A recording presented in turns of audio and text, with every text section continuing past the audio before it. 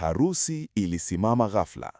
Bibi harusi alipotamka jina la mwanaume mwingine madhabahuni. Asubuhi ya Jumamosi ilianza tofauti kabisa pale Karen, Nairobi.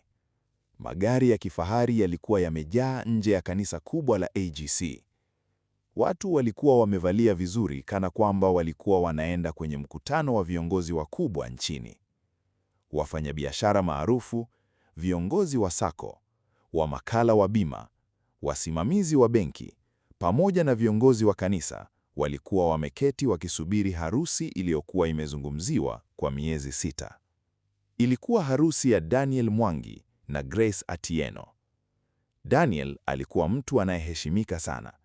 Alikuwa amejijengea jina kupitia biashara za nyumba, uwekezaji na huduma za kifedha. Wengi walimjua kama mwanaume mwenye nidhamu, asiye na skandali na anayependa familia. Grace naye alikuwa mwanamke aliyependwa sana kanisani. Mpole, mwenye heshima, aliendesha biashara ndogo ya ushauri wa watoto yatima pamoja na wanawake wajane. Lakini siku hiyo, moyo wake haukuwa na amani. Akiwa ndani ya chumba cha maharusi, rafiki yake wa karibu Lucy alimshika mkono. Grace, mbona uko mbali kimawazo tangu asubuhi? Grace alitabasamu kwa nguvu. Ni kawaida tu ya presha ya harusi. Lakini Lucy hakuridhika. Alijua Grace vizuri sana. Alijua tabasamu lile lilikuwa limeficha jambo kubwa. Grace alisimama mbele ya kioo. Macho yake yalionekana kana kwamba hakulala usiku mzima. Ndani ya mkoba wake mdogo kulikuwa na simu iliyokuwa imezimwa, na ndani ya simu hiyo kulikuwa na ujumbe mmoja uliomtesa tangu jana usiku. Ujumbe kutoka kwa mwanaume ambaye hakutarajia kumsikia tena maishani mwake. Mwanaume aliyebadilisha maisha yake miaka 7 iliyopita. Mwanaume aliyejinali karibu kuharibu kila kitu. Nje ya kanisa, mziki wa taratibu ulianza kupigwa. Muda wa harusi ulikuwa umefika. Watu waliinuka kwa furaha huku wakipiga makofi. Daniel alisimama madhabahuni akiwa na suti nyeusi safi, uso wenye tabasamu la kujiamini. Hakujua kabisa kwamba ndani ya dakika chache harusi yake ingebadilika kuwa jambo ambalo watu wangekumbuka kwa miaka mingi kuliko hata harusi yenyewe. Na wakati Grace alianza kutembea kuelekea madhabahuni, akiwa ameshika maua meupe mikononi, moyo wake ulikuwa ukidunda kwa nguvu kuliko wakati mwingine wowote maishani mwake. Kwa sababu alikuwa anajua jambo moja. Kuna siri haziwezi kufichwa milele. Usiku mmoja kabla ya harusi, mvua ndogo ilikuwa ikinyesha nje ya nyumba ya Grace huko Southby. Kila mtu alikuwa amelala isipokuwa yeye. Nguo ya harusi ilikuwa imening'inia pembeni ya kabati huku akiiangalia kimya. Alipaswa kuwa na furaha, lakini moyo wake ulikuwa mzito. Simu yake ilianza kuita saa 5 usiku. Alipoangalia jina lililoonekana, damu ilimkimbia. Samuel. Mkono wake ulitetemeka. Kwa sekunde kadhaa alitaka kuikata simu ile, lakini mwisho akapokea. Sema. Upande wa pili kulikuwa kimya kwanza, halafu sauti ya mwanamume ikasikika polepole. Grace, najua kesho unaolewa. Grace alifumba macho kwa uchungu. Samuel, tafadhali, usinipigie tena. Siwezi kuondoka bila kukuambia ukweli. Grace alikaa kitandani haraka. Mwaka ule ulidhani nilikusaliti, lakini kuna kitu hukuwahi kujua. Machozi yakaanza kumtoka. Miaka 7 ilikuwa imepita tangu Samuel atoweke ghafla maishani mwake. Mwanamume aliyempenda kuliko mtu mwingine yoyote. Walikuwa wamepanga kuoana. Halafu siku moja akapotea bila maelezo. Grace ndiye aliyebeba maumivu yote peke yake. Ndiyo maana alipoingia maisha ya Daniel, aliamua kusahau yaliyopita. Lakini simu ile ilikuwa imefufua kila kitu. Samuel, tafadhali, usiharibu maisha yangu tena. Sikuja kuharibu maisha yako, nimekuja kukuokoa. Grace alinyamaza. Kuna kitu kuhusu Daniel ambacho hujui. Maneno yale yalimfanya moyo wake kusimama kwa sekunde. Nini? Lakini kabla hajapata jibu, simu ikakatika. Grace alipiga tena, haikupatikana. Usiku mzima hakulala, na asubuhi ilipofika alijitengeneza kana kwamba kila kitu kiko sawa, lakini ndani yake vita ilikuwa imeanza tayari. Daniel Mwangi alikuwa mwanaume ambaye kila mzazi alitaka binti yake aolewe naye. Alikuwa mtulivu, mwenye pesa, mwenye heshima, na zaidi ya yote, alikuwa mtu wa kanisa. Alipokuwa akisalimiana na wageni nje ya kanisa asubuhi ile, kila mtu alikuwa akimsifu. Mungu amekubariki sana Daniel. Umepata mke mzuri. Nyinyi mtakuwa mfano wa ndoa bora. Daniel alitabasamu kwa heshima. Lakini ndani yake kulikuwa na jambo lililokuwa likimtesa pia. Rafiki yake wa karibu Kevin alimvuta pembeni. Bado hujamwambia? Daniel akavuta pumzi ndefu. Baada ya harusi nitamweleza. Kevin alitikisa kichwa. Hiyo siri si ndogo, Daniel. Daniel alitazama upande wa kanisa kimya. Mimi nampenda Grace, lakini upendo pekee hautoshi kuficha ukweli. Daniel hakujibu. Miaka 2 iliyopita, Daniel alikuwa karibu kupoteza kila kitu kwenye biashara zake. Madeni, mikopo, kesi za kimya kimya. Ni watu wachache sana waliokuwa wanajua hali yake halisi. Na mmoja wa watu hao alikuwa Samuel, mwanaume ambaye Daniel hakutaka kabisa aonekane siku ya harusi. Ghafla, simu yake ikatetemeka mfukoni. Alipoangalia ujumbe, uso wake ukabadilika. Hatimaye, ukweli utawekwa wazi leo. Hakukuwa na jina, lakini Daniel alijua ujumbe ule umetoka kwa nani. Kwa mara ya kwanza siku hiyo, hofu ilianza kuonekana machoni mwake. Kanisa lilikuwa kimya kabisa wakati mchungaji aliwaambia wasimame kwa ajili ya viapo vya ndoa. Grace alikuwa akitetemeka kidogo. Daniel alimshika mkono kwa upole. Kila kitu kiko sawa? Grace alijilazimisha kutabasamu. Ndiyo, lakini haikuwa kweli. Maneno ya Samuel yalikuwa bado yanazunguka kichwani mwake. Kuna kitu kuhusu Daniel ambacho hujui. Mchungaji akaanza. Grace Atieno, unakubali kuolewa na Daniel Mwangi? Ndiyo, nakubali. Wageni wakatabasamu. Mchungaji akaendelea. Na unaahidi kuwa mwaminifu kwake katika shida na raha? Grace akavuta pumzi ndefu. Ninaahidi. Alafu mchungaji akasema maneno yaliyobadilisha kila kitu. Basi, mrudie maneno haya. Grace akaanza kurudia viapo taratibu. Mimi, Grace. Kanisa likawa kimya. Ninakubali kuwa mke wa... Akasimama ghafla. Mapigo ya moyo yakamzidia. Macho yake yakaanza kujaa machozi. Daniel alimwangalia akiwa confused. Grace.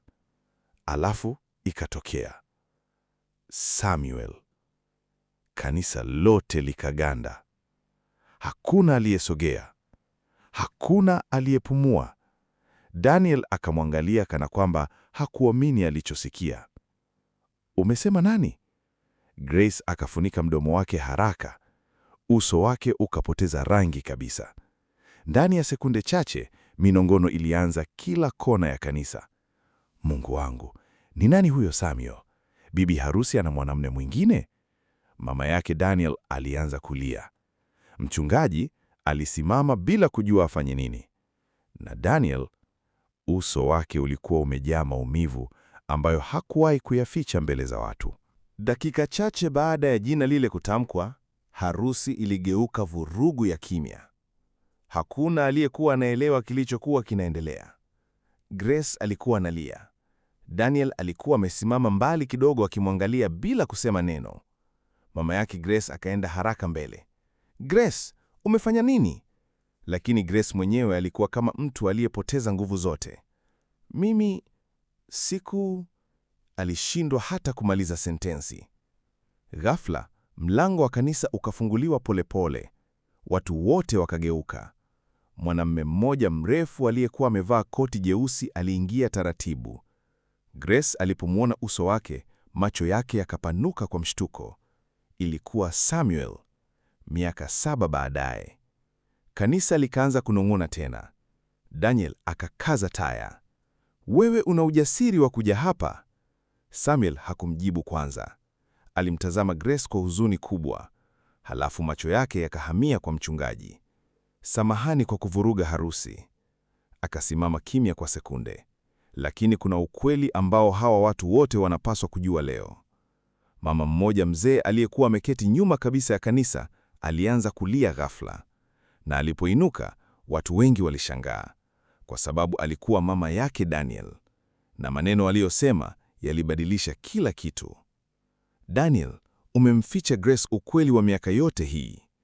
Kanisa likatulia tena. Mama yule akamgeukia Grace akiwa analia. Samuel hakuwahi kukusaliti mwanangu. Kanisa lote lilikuwa kimya, kiasi kwamba hata sauti ya kiyoyozi ilisikika. Grace alimwangalia mama yake Daniel akiwa haamini alichokuwa amesikia. Unamaanisha nini kusema Samuel hakunisaliti? Mama yule alifuta machozi taratibu.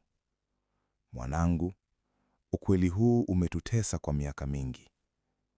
Daniel akafunga macho kwa maumivu. Mama, tafadhali. Lakini mama yake hakusimama. Siku Samuel alipotea, hakukuacha kwa sababu alikuchoka. Grace akaanza kulia zaidi. Basi kwa nini aliondoka? Samuel akavuta pumzi ndefu. Mimi na Daniel tulikuwa washirika wa biashara wakati ule. Watu wote kanisani wakaanza kusikiliza kwa makini. Biashara ilipoanguka, watu waliotukopesha walitaka pesa zao haraka. Walitishia kufunga kila kitu na kufungua kesi. Grace akabaki ameduaa. Samuel akaendelea. Daniel alikuwa tayari kuoana na dada yake gavana mmoja wa zamani ili apate msaada wa kifedha. Lakini sikuweza kuruhusu hilo litokee. Daniel akapaza sauti, Samuel! Lakini Samuel hakunyamaza. Niliamua kubeba lawama zote peke yangu. Grace akatikisa kichwa polepole. Hapana, haiwezekani. Samuel akamwangalia moja kwa moja. Niliondoka ili Daniel asifungwe gerezani. Kanisa lote likabaki kimya. Grace akageuka kumwangalia Daniel huku machozi yakimtoka. Ni kweli? Daniel alikaa kimya kwa muda mrefu. Halafu akasema kwa sauti ya chini sana. Ndiyo. Macho ya Grace yakajaa maumivu mapya kabisa.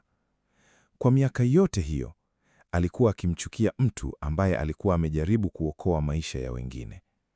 Na kabla hajapata nafasi ya kusema chochote, sauti ya mwanaume mmoja ilisikika nyuma ya kanisa. Lakini hiyo siyo siri yote. Watu wote wakageuka tena. Mwanaume mmoja mwenye suti ya kijivu alikuwa amesimama mlangoni akiwa na faili mkononi.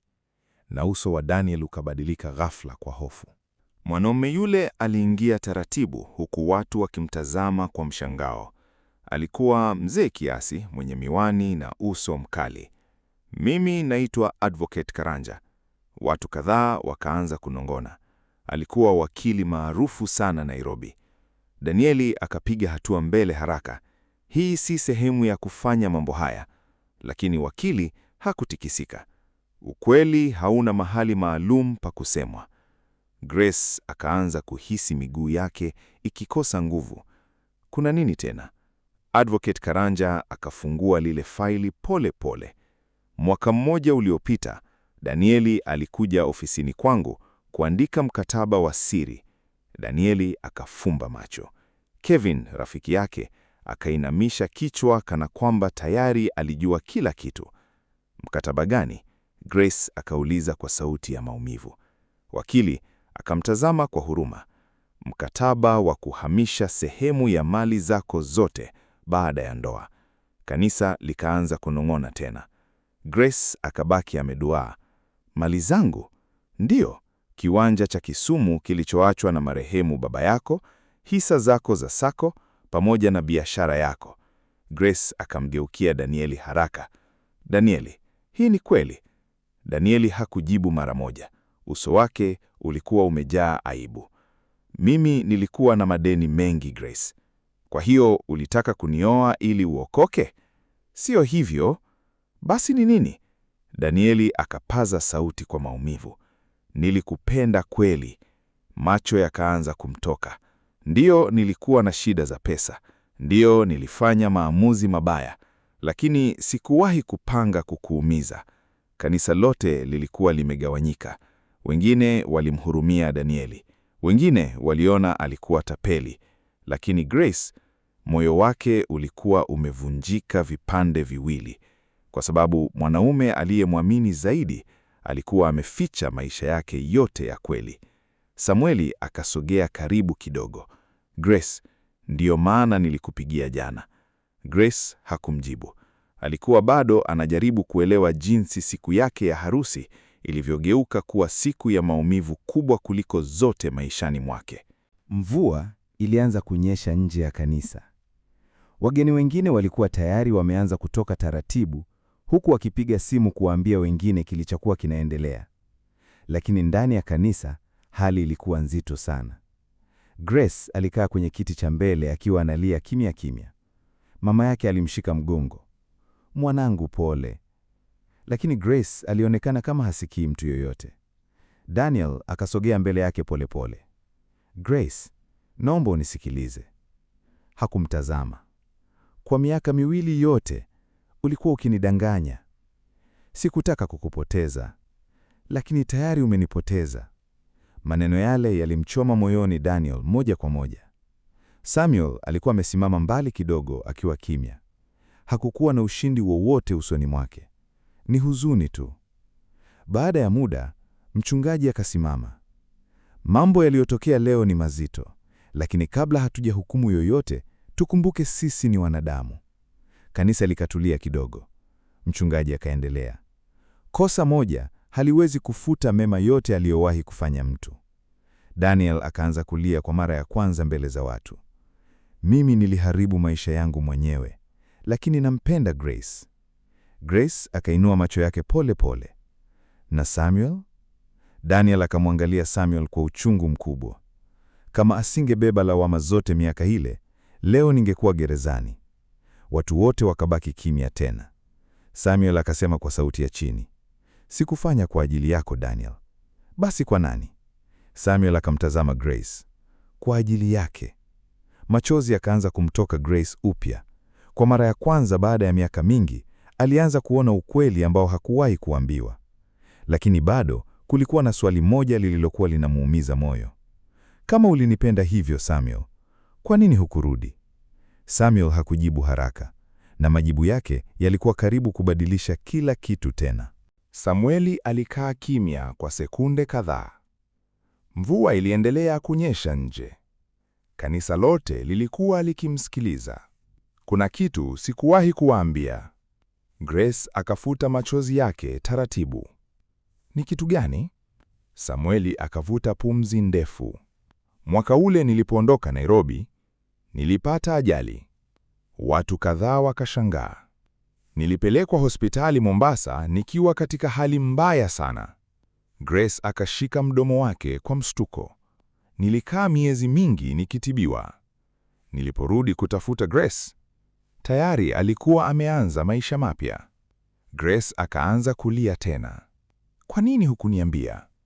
Niliogopa. Kuogopa nini? Samueli akamwangalia kwa macho yaliyojaa huzuni. Nilikuwa nimefilisika. Sina pesa. Sina kazi. Nilihisi sikuwa tena mwanaume uliyemjua. Kanisa likatulia kabisa. Hata baadhi ya wazee walianza kufuta machozi yao. Samueli akaendelea. Niliona bora ni kuache uwe na furaha yako. Grace akatikisa kichwa kwa maumivu. Ulininyang'anya haki ya kuchagua. Daniel alikuwa amesimama pembeni akiwa kimya kabisa. Kwa mara ya kwanza, alionekana kama mtu aliyekuwa amechoka kupigana na siri zake. Ghafla, mama yake Grace alisimama. Sasa tuambieni, nini kitaendelea? Swali lile lilifanya kanisa lote kuwa kimya tena, kwa sababu kila mtu alikuwa anataka kujua jambo moja. Je, Grace angeendelea kumuoa Daniel? Au moyo wake ulikuwa bado kwa Samweli? Na jibu la Grace lilikuja kwa njia ambayo hakuna mtu alitarajia. Grace alisimama polepole mbele ya madhabahu. Nguo yake nyeupe ilikuwa tayari imejaa machozi na vumbi kidogo chini. Lakini macho yake yalikuwa tofauti sasa. Hayakuwa tena ya mwanamke aliyepotea. Yalikuwa ya mwanamke aliyekuwa ameona ukweli mchungu. Aliwatazama Daniel na Samweli kwa muda mrefu. Halafu akavuta pumzi ndefu. Leo nimejifunza kitu. Kanisa lote likawa kimya. Mapenzi bila ukweli huumiza kuliko chuki. Daniel akaanza kulia tena. Grace akamgeukia kwanza. Daniel, nilikupenda kwa moyo wangu wote. Daniel akafumba macho. Naomba unisamehe. Nitakusamehe. Daniel akafungua macho haraka. Lakini Grace akaendelea. Lakini siwezi kuanza ndoa juu ya siri, madeni na hofu. Maneno yale yalimwangusha kabisa Daniel. Mama yake akaanza kumfariji. Grace akageukia Samweli. Na kwa sekunde chache, watu wote walihisi labda angekimbia mikononi mwake kama kwenye sinema. Lakini badala yake, Grace akatikisa kichwa polepole. Na wewe Samweli, uliniumiza pia. Samweli akaangalia chini. Samahani. Mapenzi ya kweli hayaondoki kimya bila kueleza. Samweli hakujitetea. Grace akafuta machozi yake. Leo sitooa mtu yoyote. Kanisa lote likabaki kimya kwa mshangao. Leo nachagua amani yangu kwanza. Mchungaji akainamisha kichwa kwa heshima. Na wakati Grace alianza kutembea kutoka kanisani peke yake, hakuna aliyemzuia. Kwa sababu kila mtu pale alikuwa amejifunza somo moja kubwa. Siri zinaweza kujenga maisha ya muda mfupi, lakini ukweli ndio unaoamua mwisho wa kila hadithi.